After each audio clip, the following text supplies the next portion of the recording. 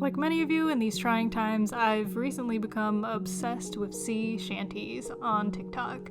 So I really wanted to drop everything else and draw a pirate, but I'm super indecisive, so I put these polls up on Instagram to help figure out what to do. So here's what that process looked like. First of all, I drew the sketch based on the poll results. So red hair, treasure, which all I could think of for treasure was honestly a skull with jewels in it, which I think is kind of neat. At about this point in the coloring process, I was beginning to realize this character looked weirdly familiar, but I couldn't figure out why. And then I'm Still Here from Treasure Planet came on my playlist, and I realized, oh my god, I just made the human version of Captain Amelia by accident. So I switched up the color palette a little bit and called it good. So whenever I do an animated art piece, usually I draw the entire thing like a normal piece of art where I combine them all into one layer when the drawing's finished.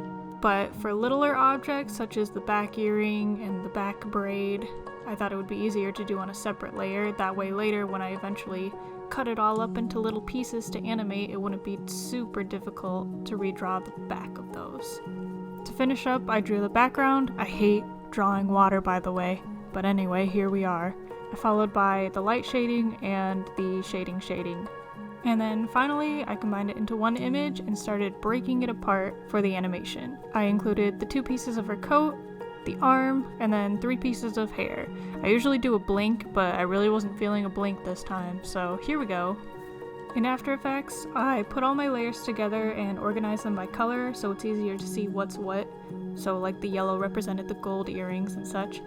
And before I do anything else, I set the anchor points. So for example, the arm, you're going to want the anchor point to be on the elbow because that's where the joint is turning.